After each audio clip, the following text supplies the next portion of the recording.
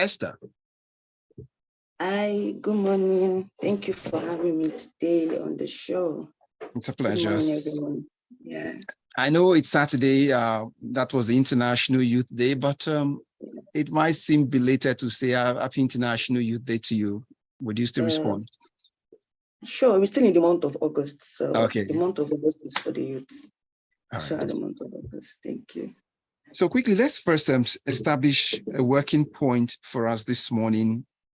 Okay. In a society where everybody would claim to say they are young at heart, it is good for us. We want people to feel that way, but yes, we must draw the line. So help us draw the line this morning by helping us understand, when we say the youth, who exactly are we talking about? Okay, thank you so much. So according to the UN, they have this particular age line. They use 18 to 35. Those are the people they consider as youths. But I believe so far you are young at heart, beyond the age. Your innovativeness is there. You're ready to contribute to national development.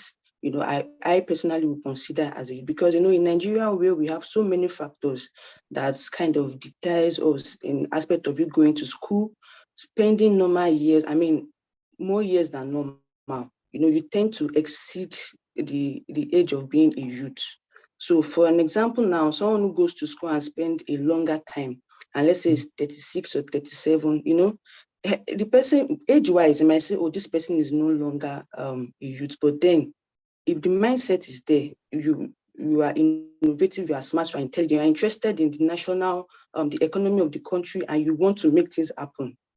To me, I consider them as a youth, because if our leaders, the elder ones up there, they still feel young at heart, they are still agile enough to make things work in the country. Most of them don't even see themselves as aged people, of which we know by age they are elderly. So how much more we didn't let our age limit us. So even in religious places like church, we see people of over 40 saying they are youths and they are agile.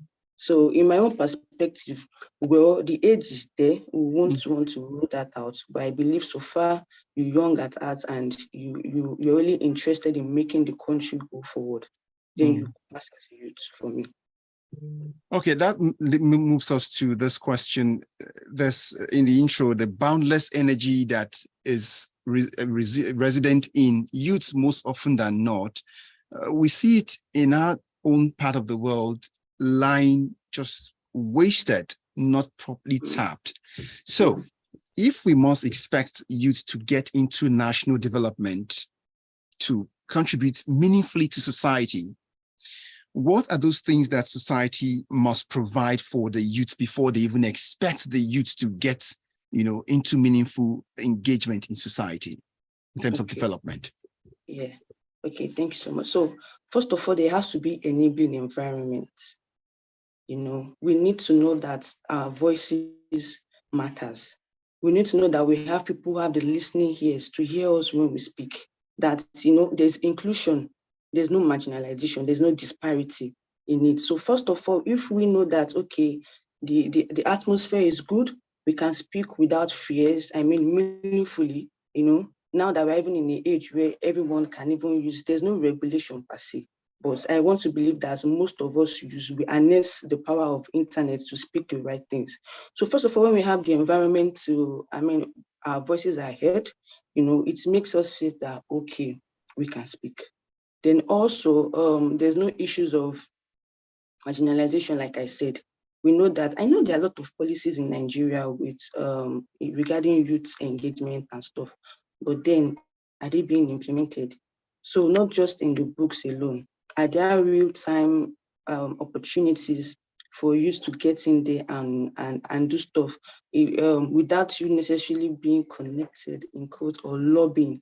Do you get? So apart from the environment, are there there's no marginalization, there's no disparity. I don't really have to know someone to want to get there. So those are some of the things that we really need to look into. Then also, we the youth ourselves, are we really knowledgeable about what we want to advocate for?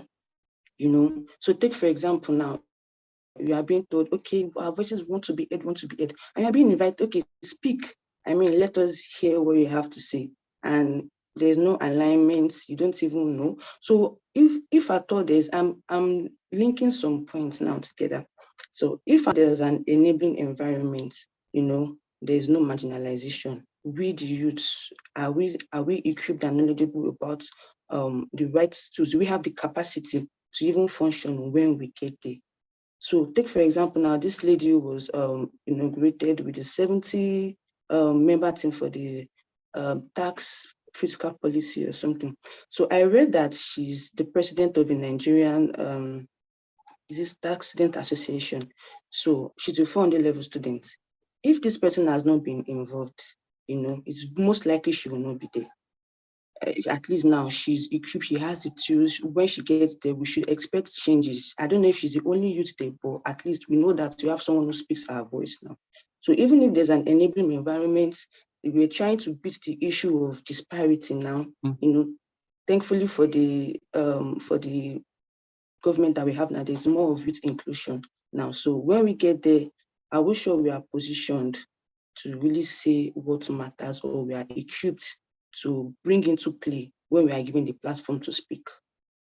Yeah. So that's all right. So yeah, Esther, that point is noted. But quickly, I like the listeners to know they can be part of this conversation as we just spend some time to discuss the International Youth Day, which was observed on Saturday. But then we have to bring it forward because there is no better time to begin to focus on matters that relates to the youth, because if we neglect it, we neglect something very, very important. And if the youths of today are not taken care of, then it means the one of tomorrow, they are also endangered.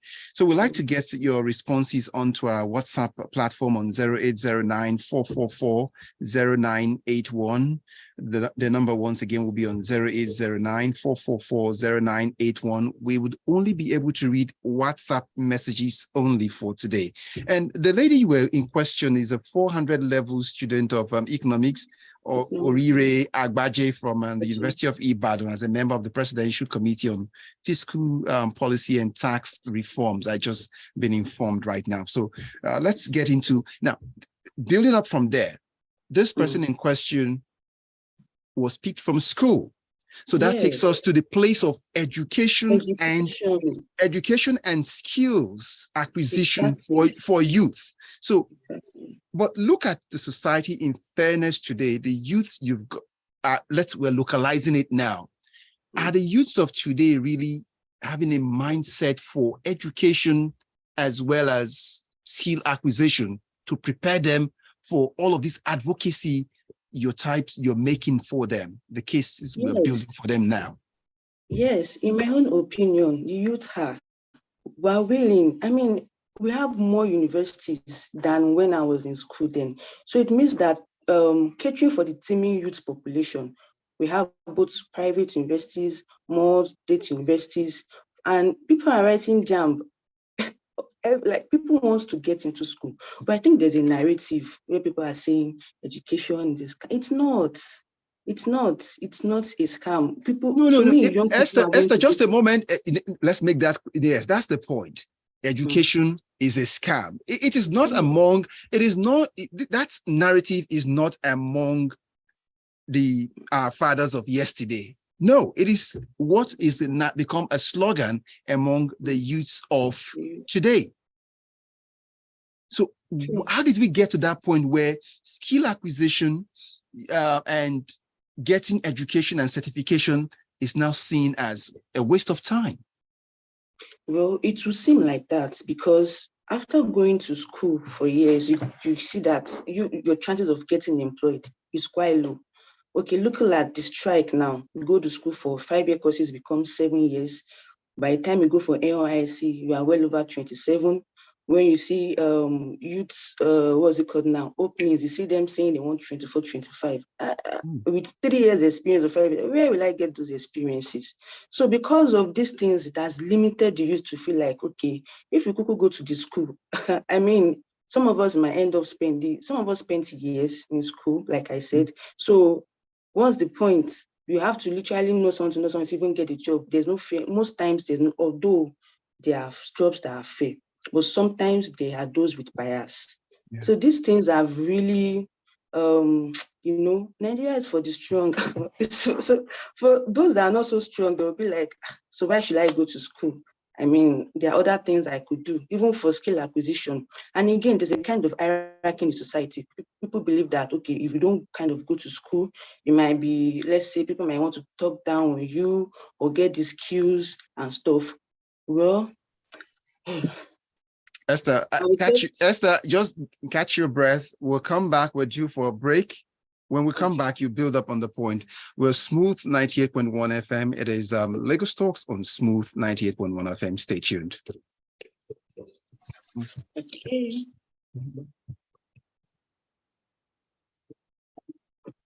We'll be back in a bit.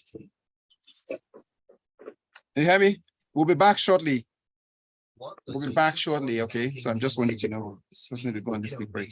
Convenience, lifestyle goals, or just simply getting service that is designed just for you. Yeah, we thought you might like all of that and more. That is why we specially created Providence Bank for you to take care of your daily experiences. At Providence Bank, we believe that banking should be all about you and your business and how to get you to the next level. If you do not already have a Providence Bank account, please speak with our business concierge on 0700 77 684 387 or email business concierge at providencebank.com to switch to a future forward banking experience. Providence Bank, future forward banking. Hi, Lagos. My name is Richie Franklin, and you're listening to the Smooth Breakfast. Providence Bank, future forward banking.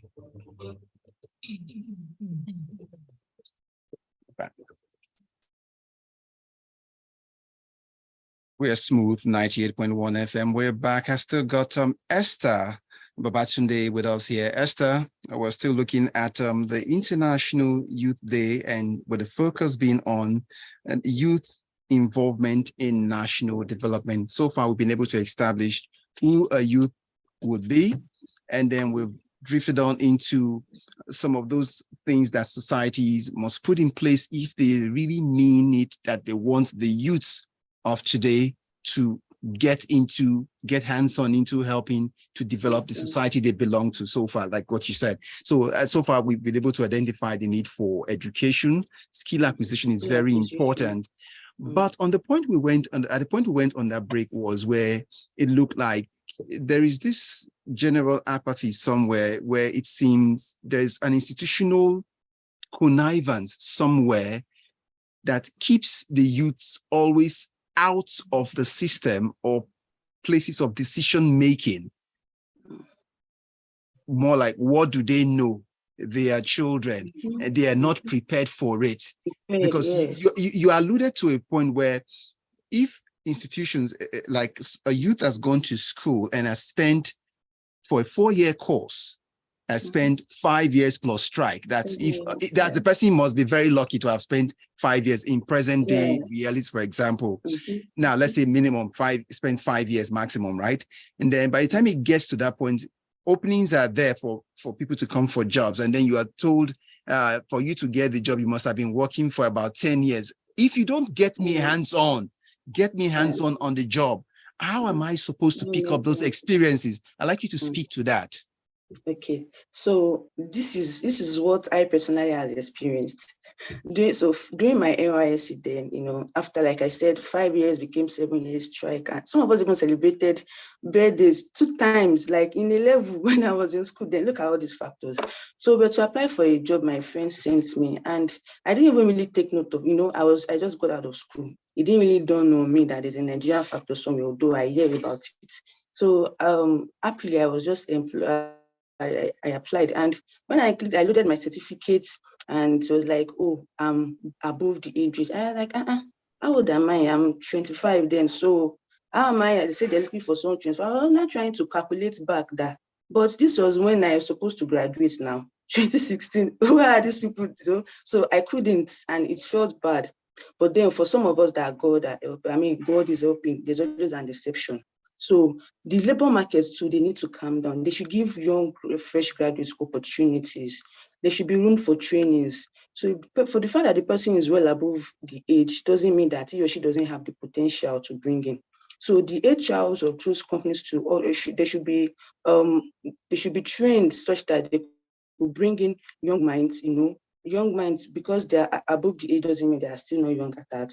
Trained, okay, this is what you're supposed to do, this is what you're supposed to after school and all that. So if they don't now perform, then okay, they are justified to say, okay, this person didn't fit in. But then they should there's a place of experience, right? But what we've learned in school, how do we bring them into practicality if you're not given the chance to? So, okay, look at someone now who didn't fall, who wasn't opportune to get the job because of the age limits. Then the person might begin to lose interest. Before you know it, year after year, 26 becomes 27, 27 becomes 28, because they are now 30. This is not to say that, people that are 30s, there's an issue. I mean, if you get what I mean. But then the person might now fall back into learning skills. Imagine going to school, your parents spending thousands of naira. I mean, we didn't go to school for charity. Our parents invested in us, which is really good. But then how do you give back to your parents? How do you tell them thank you? How do you even be part of the society? Now we have NGOs that you have to put something. If you join NGOs now, you have to use your resources, your data. Sometimes they call for maybe things to buy. You need to put some. How do you even get money to be part of the society if you don't even have a job? So people might fall into skills. Now, I'm not saying that skills is bad, but I know people who their parents send to school that now it's just, you're not even working with your certificates because they lose interest, like, okay, so what now? And they had passion for this thing when they were in 100 level, but Nigeria just happened. So you have to fall back to, let me just be doing some, let it not be like, I'm not a useful Nigerian youth, I'm not useful to my parents. And this is where, these things are interlinked. It could even lead to this depression, mental health issues, where you are just living life, but then you are not really living life. I mean, Esther, this also brings me, there's another point. Let's move away from this very dark side that looks more like society has failed. But in spite of society failing, if I walk down the streets of Lagos, I'm using Lagos as an example, and I know we can multiply this example by the time you get to Abuja, you get to streets of Benin, you get to streets of Port Harcourt, where you see resilient Nigerian youths who are doing magic. I think if I say magic, no, who are doing phenomenal stuff in every field of endeavor in terms of ICT, in terms of startups, with little or no contribution from society. They are not waiting. True. Oh, okay. So, just like you said, Nigerians, not even the youth alone, we are resilient. I mean, the tenacity is there. We're so flexible to the extent that, we're able to fit into any situation, which is why I think the government should even give us more chances to be there, because we don't back down. I mean, regardless of what happened, we come back stronger. So since the government is not able to do anything, you have to be useful for yourself. Like I said, you have bills to sort. Adulthood is setting in. Your parents can't cater for you forever, even though they still have their own inputs. So we can't be idle. And really kudos to youths who are really, really going against all odds, who are tenacious, and are resilient to be part of the society, regardless of the government not even favoring us. I mean, the externalities of the Nigerian factor not working. So people are still out there making, and the thing this youth, despite the fact, youths are really, Nigeria is really blessed, despite the fact that the government is not so much doing stuff. Even if there's a need around our society, we still come together to make things happen, which is really good. Okay, in my network now, SDSN Youth Nigeria, there's this program that we do, the SDGs Advocates Program. This is a program whereby youths all over 36 states, including the FCT in Nigeria, are there, and people are using their resources, to join in on Zoom link, via Zoom for the masterclass sessions, community, go to society, communities around. I was also a part of the first cohort. I went to a market in Ibadan. We went to advocate, despite the fact that this thing is not even funded. We're using our money, our transportation. We even got seedlings from to plant trees, that is green education. We went to schools. So, this should even prove to the government that we should not be back there. We should not be there. They should harness our strength. They should give us the opportunity to be there. Harnessing your strength. Let's even get back to it. This is when you talk about national development, you see, the youth, you are already doing it, you are doing it already. Yes, let's even go already. let's go to NYC.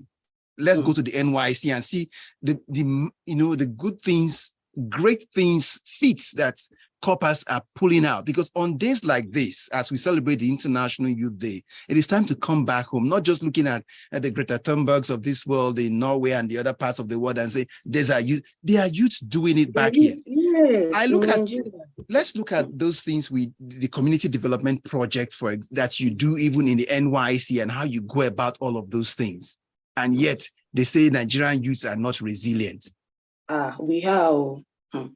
Nigerian youths are resilient. They are passionate about making things work. We are, none of us did. We are passionate about making during my own NYC, then I was a part of then we had this rat thing. What was it called again? Oh my God, how did I forget? Where we went to market areas to sensitize women. We bought them stuff, brooms, packers, we had cardboard, even though there are still some people that will be like, why will I be using my money? Why is there no funding? Is there not a federal government? But there are still some of us that will say, okay, let's just do this thing. I mean, it will still come back to us. Let's do what we can do. It's not being done, but then the onus is also on us to make things, change begins with us to make things right. And when we went to the market, the women were praying for us. They were even involved. Some of us joined us, some of them joined us to walk. They carry placards with us. They were like, oh, my children, they're saying this in Yoruba. I do and it's also, their prayers also is something because they are also parents. So against all odds, I mean, we youths are doing amazingly out there. Okay. No, I was going to say, in some communities where there were no toilets. Well, apologies, it's breakfast, but I'm just hoping but I need to get this point out. That's why I need to say this.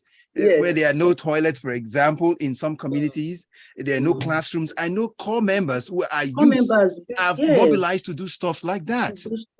Is that not amazing? This is even with how much we then my own money was never up to date. I think it was 19 that I was being collected. Then now they even have more. And people are still taking that, even where you are. Some persons got 7.5 back in the days. I'm just saying. Yes. God. And some persons are getting 33,000 now. You see, even though they will be saying that the money would, I mean, there's inflation already, so there might be no value for the money they are seeing. But even at that, people are still collecting more. Okay, so even where we serve them, we still see people that are staying in the same houses that they may not even have food to eat. They'll still come and meet to copper this, you give them part of your food, come and take this rice. Why are you not going to school? Much money, no, okay, take this 500 naira. These are little, and I think it's because of some of us have that good upbringing. We just have the good hearts. But then the necessity has been laid on us to make things right. If these young children are there, I mean, the kids are there, and we don't try our best to nurture them and make them future and see the society in a lighter way. If they have the mentality that nothing is working, the government is not making things, government is trying though, but the government is not fully, there is inadequacy in that. And even the youth too are not helping, their parents are incapacitated. They might grow up having wrong mindset and it's even become worse. I mean, they are the future of tomorrow. The future is now. Kids are doing a lot. We have schools where kids are involved in this recycling thing. They put this waste now, they put caps of Coca-Cola bottles to do something meaningful and all that. So we don't want them, people like me, I mean, and I'm sure lots of Nigerians used to fall into this category. We don't want the younger generation to have it bad. We don't want them to grow up, because when I was growing, I didn't even see everything being like this. I mean, I was always envisioning a soft Nigeria. I go to school after they get job, but now look at that. Okay, so soft on a soft note. We all hope Nigeria will be soft. I like the vision, but we're due for a break. When we come back, there's a part of the youth we cannot run away from, and that's so I'd like you to prepare your mind for that. I'll be asking you about that. Then we'll be thinking of getting the program to a close. But for now, stay with us. It is still celebrating the Nigerian youth and the amazing things they do to build the nation and yet they don't give them the praise and the recognition. Unsung heroes, Nigerian youths. We are smooth 98.1 FM. Stay tuned. Forward banking.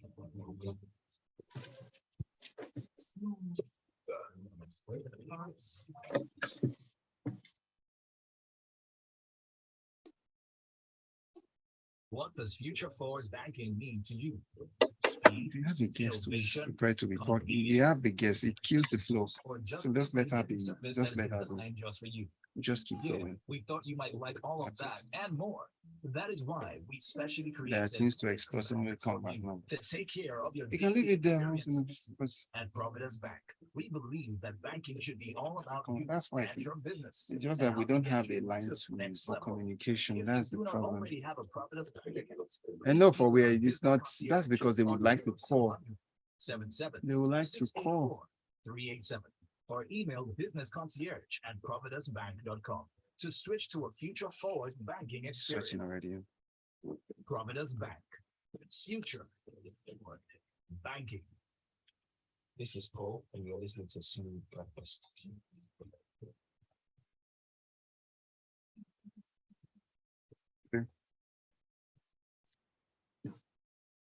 We're smooth 98.1 FM. My name is Omatseye Atsenuwa. We're still paying focus to the Nigerian youth as we celebrate the International Youth Day, but with special focus on youth involvement in national development. And my guest is Esther Babatunde. Esther, so we left on the note where you had this soft Nigerian dream. So it is on that note.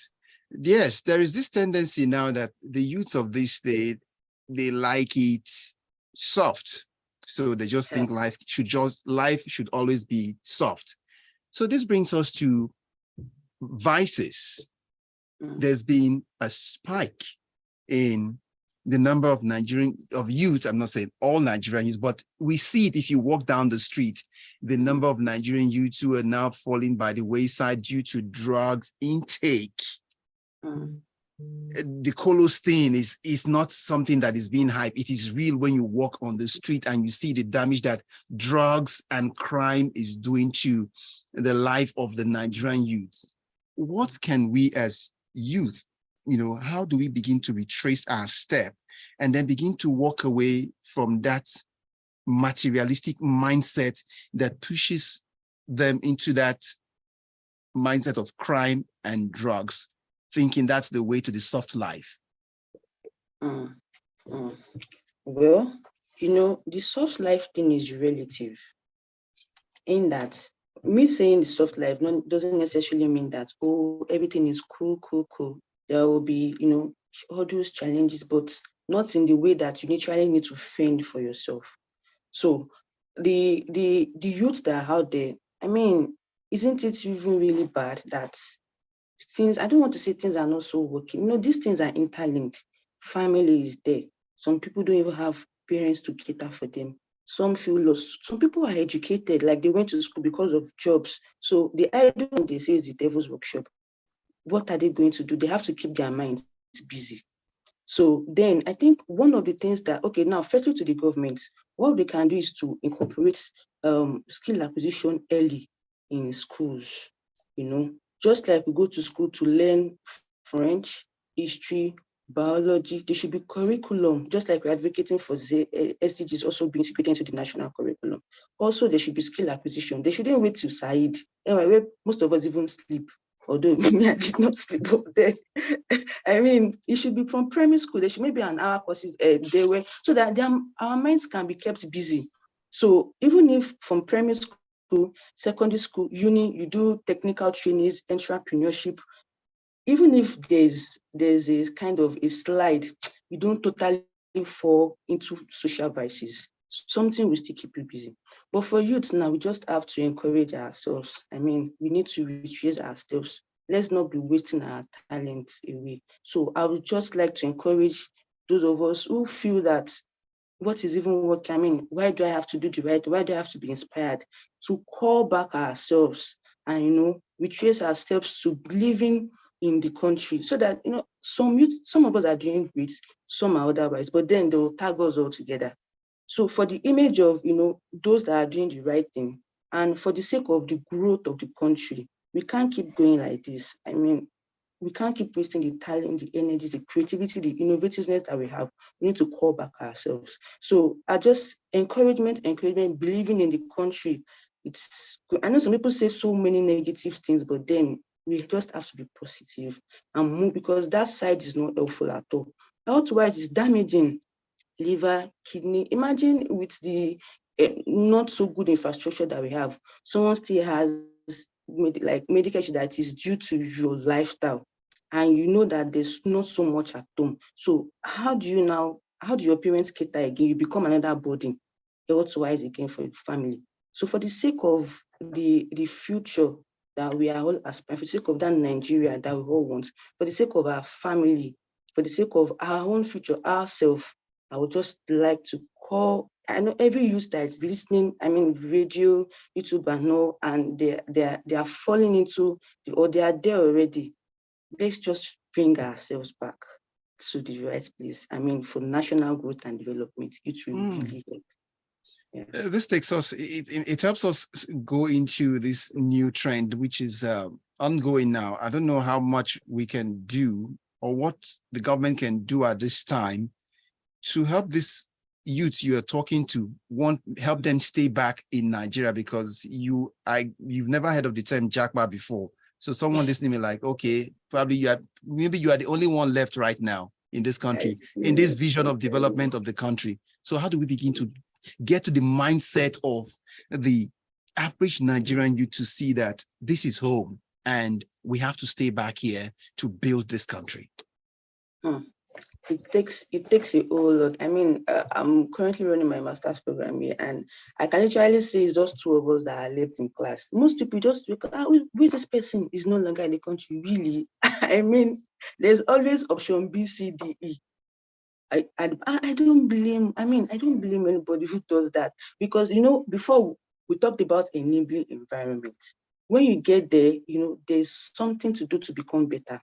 Even if it's just for you to have electricity 24/7, there's a kind of wellness that it brings to your mind.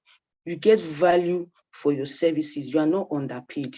You are not underemployed. It's not restricted to your certificate. Some people they don't even work with their certificate. It's just the skills that you have. So these things still, youth, we need to stay back to build the country. But then let me ask another question. Are we even given the opportunity to even be part of the nation building? That's another question.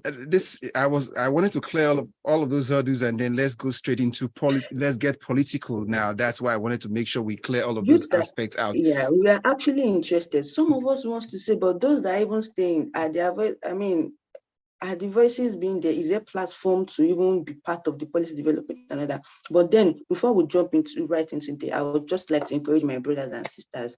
Let's build this country together.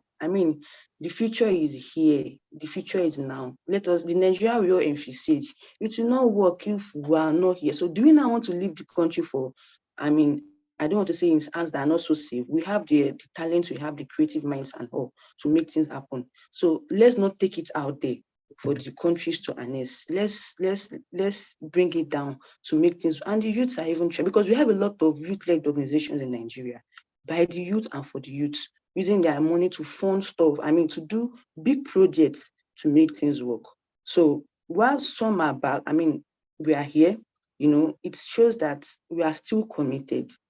Even those that are even there, when you ask for help, whether finances, collaboration, they're also willing to give. So they are there, but their mites are not far from home. There are some who are still, they go come, okay, what's going on in Nigeria? Some of us are even friendly, you have people there who have Japan, some of them are still giving you something to be good. So, that kind of a thing. So not that when they travel, they forget home in all entirety, but then okay. You still have to put together. Esther, we have to get into, let's look at now. We already have the Not Too Young to Run bill. It's been signed by the last president. That brings us to the just concluded 2023 general elections. We want to look at the impact the youth made. Would you, in your assessment, from the role of participation, let's begin from looking at participation of the youths in the last general elections. Give me your assessment. Would you say the youths really came out and put out their impact in it? Yes, yes, we did. I did. Sincerely, this election, I got my voter's card. I had to. For the very first time, before then, when I was much younger, I just followed my parents to the I don't even have, and again, because it was even quite stressful to even get the card, but I think it was kind of made easier this time around. So, but I felt I need to vote. So this election was the first time that I participated in. I queued in also, no, not that there was shared. I make sure that I passed, and I have people to friends everywhere. There was massive awareness. So the youths, we've always been awake, but we are more, awoken now. Everybody, all hands were on deck for the last election. Even we had some youths that also run. They were also aspirants. They stood for elections. Yes, during elections, and also the youth supported. So we have, even in schools, students' union, everybody put their hands together. We have to do this, and without even saying, okay, we want something. Like there is no kind of there was transparency. It was not a kind of exchange whereby I have to get something before I do this. People are now being involved, more awoken, and know that okay, something has to, and I was not the only one that even got my card there. I have friends that said, oh, this is the first time that I also got my voter's card. We can't keep talking. This election was one of the most, if not the most anticipated. We were like, we want to participate, we want to make things work. And it was, I'm really happy that I did that. I have my voter's card. It's really cool to know that, as a Nigerian youth also, I also participated in voting and voting. Okay. It seems from, if I take what you're saying now, you were giving me the submission is that there is a groundswell of a youth movement that we can trace back to 2020, that's October 2020, that has come down to 2023, still ready, and they're not, that wave is not dying down anytime soon. No, not at all. An awareness of a youth movement. Yes. Awareness, yes. Even towards the election, we had youths that put ourselves together and okay, you must get your voter's card. They even made it easier. They brought it to halls of residence. In my school here now, we have places where we could just go, but me, I had to go home to get mine. And in fact, I was writing exams. I had to tell my mom, Mommy, help me get my voter's card. So that is how serious it is getting now. Okay, just a moment. Someone has just joined in. I see Austin from Satellite. He sent in a message. He would have loved to call him, but then you can't do that. But we thank you for your time here. But he says, good morning. It is good to give the youth a chance. But my question is, are the youths ready to learn a skill? Look around those youths working. House building in Nigeria are mostly foreigners from neighboring countries. Over the weekend, I was in a barber shop. There was a music at the background. The hype man in the music was shouting, I told you. Anyway, I wouldn't say that, so it doesn't look like I'm advocating what, but then it's something that is a negative vice that the music was promoting as a hype. And the message goes on to say, I was so angry when I heard that. I shouted to the hype man, even though I did not see him, just this recorded voice. And I told the youths in that shop that they should not mind the hype man. And most of our youths like easy money, but they are not ready to work. If you employ them, they will steal almost all your money if you are not careful. And they will be saying that overtaking is allowed. They prefer carrying big phones to impress women. That's Austin from Satellite. So you see this issue we are talking about. See one of the skills in question. Someone said a time will come, we may not even find plumbers any longer because no one is ready to get those basic skills that are a means of survival, and a decent one at that. Look at that message. So it speaks to what we've been talking about earlier on. Yes. So now, there has to be multi-sectorial collaborations. Like everyone, all hands has to be on deck. So entertainment industry, I don't know if it's kind of regulated, the kind of songs, even some of these songs, I don't even have them on my phone, but on the streets, when you hear them, that is where most of us absorbs the lyrics from. So I don't know if that part also can be put into place. But we know we have to vibe on vibes, because I mean, everything cannot be serious and all that. But then what we really put out there is also important. The entertainment industry, the Ministry of Youth, all hands as a ministry, even the media too, what they put out there. I know we have laws against all these things. I know Nigeria has a lot of, but are they being are they implemented? Are they being worked on? If there's a station, let's say, okay, something that is not so good, we say we want something good, and we are still the one even fanning what is not even good again. So we really need to be conscious. Just like I said, all hands has to be on deck with what we feed everybody on. Esther, we're due for a break, but when we come back, we get to close up the show. So just stay there with me. If you just joined in, I'm speaking with Esther Babatunde, and she's been speaking on the fallout of the International Youth Day celebrated globally, but we're domesticating this issue to look at youth involvement in national development. We've moved all the way from personal development to community development, and then we're looking at the youth now engaging in decision making is where we are. And Austin responded with the message that, trying to draw attention to the need for skill acquisition. So we'll take a break here. We are Smooth 98.1 FM. Stay tuned.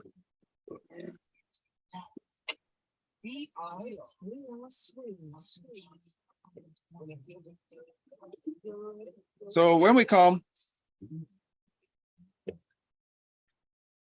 back, we'll be wrapping up. I can't hear you any longer. What happened? I'm here. Okay, good. I didn't hear what you said now. Okay, great. That's nice. Good. Yeah, I was thinking, if I don't know if I was on or off. So okay. Can I quickly go outside? I don't have to. Okay. It's the moment. It won't be long. We're back in a minute or so, Sha. Just okay. Well done. Thank you. What do you want to do? We wash. After this, I'm back. So we're still going to talk politics before that this message came in, and that's why we had to digress. So we'll get back to politics again. You were building on the point where you talked about youth participated now because they got their voter card, they wanted to vote, and all of those things. You talked about it. So I may just come back and then so we can now begin to sum up our points. Put everything together. Yeah, put everything together, then we can now. Okay, fine. So in less than a minute, we're back. Lotus Capital gives you value for your values. www.lotuscapitallimited.com. Or if you're in Lagos, call 0908-705-8405 or 0908-705-8406. Lotus Capital Limited, creating wealth the halal way.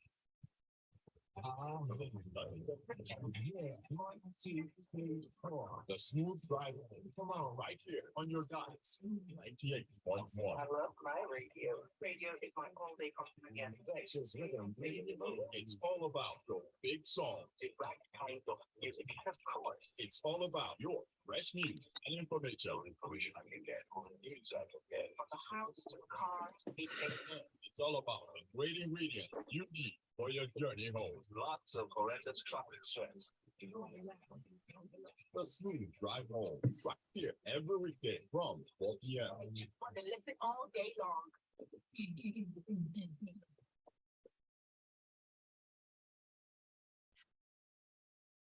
We're Smooth 98.1 FM. It's gone exactly, let's see, 11 minutes before we hit the 10 o'clock mark, but I've got roughly about 4 minutes before I just leave the studio. But I still got Esther Babatunde here with me, shedding light on the things that the youth would need to do if they must be taken seriously. And to build on that point, you talked about how in the last election just gone by in February and March, the youths mobilized in such a way that we've never seen before. And from what we're saying, that it's like a movement and it's still continuing. So I'd like you to build up on that one. Okay. So, I mean, if we say we want to have a table there at the decision-making point, like a decision-making table, like now we've been mobilized, everybody, there's advocacy. We now know that we cannot sit back there and expect things to happen on our behalf. We need to go there and grab it, not with violence. The violence, we're not taking it by force here, but then we are now being involved. And so I just like to encourage we youth, like, okay, now we know what we are doing. We are now so much involved. Let us also look into education, so that when we are even being invited to the table, we know what to talk about. You won't be like, okay, are these the people that we want to even entrust the nation we've been building for years? And so we need to earn the trust of the adults. We are not saying we want to change, like just reform. Like, okay, this was what was done in 1930. This is 2023. Let's reshape. Okay, this is how it should be done. We want to be more involved, because if you have people in their 70s that are making laws or policies for us, it will not favor, because there's disparity in age, there's disparity in experiences, the exposure is different. So in the positive way, though, not negatively. So just to make sure that. Oh, Esther's connection is just gone at this moment. I don't know, but let's hope she gets back to. Okay. Yes, back to back, and Sorry, could you just sum up that point you made, because we lost a few seconds of your thoughts on that one. Okay, sorry, that was my network. Where did you stop here? If we could just sum it up in summary what you were saying earlier. Okay, in summary, I mean, I wish we still have more time to speak to this, but in summary, I would like to thank Nigerian youths for, we being there for our efforts towards making the country get better. And I would like to also thank the government. I mean, in some ways, there's been positive reforms with the way youths are being included. And I would like to advocate for more, so that, we, the future, it is now. I mean, we want to be there also to be part of the decision. I will favor the youth. But yes, some of the youths we've seen, I think in Kwara, there's a young woman who is in the House of Assembly right now. I'm looking at in the House of Assembly, State House of Assembly. I see in some states youths have become commissioners. Yes, in my state, in Oyo State, yes. Then, Honorable Fakorede was 27 then when it was. So now, looking at it, there are some governors now, leaders that are thinking they should be youth inclusion. So we would like that it should spread across also. It should not just be limited to some places, and it should be fair, without bias. But can we pick a struggle for you? Can we pick a struggle for this youth inclusion thing? Somehow we're talking about youth inclusion. The next thing we go gender. Where do we draw this balance now? Should we just go first for youth, then we come back to fight gender? Or advocate for gender? Balanced. Okay. Both youth and gender also. I mean, there has to be more female inclusion, So it should not just be the men. It should not put we, the female, back there that you are meant to be. We also went to school. We studied with the guys. So why will it come to decision making? They'll be like, no. All of us has to put our heads together and make Nigeria a better place for us. But we've seen some cases where some youths who were trusted to come into place of position, they've not really given a good account of themselves. So it makes us really wonder if these youths, we can really trust them with exactly more. We need to end we need to end the trust of the elders out there. It's not, I'm not sure they don't want the youth to be there, but I don't want to say they're kind of scared. They just want it to be like, are these the people we are going to put this thing? Are we going to put the Nigeria we built for how many years now? Are they ready? So we need to be ready, so that we don't get there and just turn things upside down. But they should not also sleep on the saddle too. That's the issue. But then that's how we must close it up today. That's the balance. That's the balance. So Esther Babatunde, I want to say thank you so much for giving us your time today. We appreciate you greatly.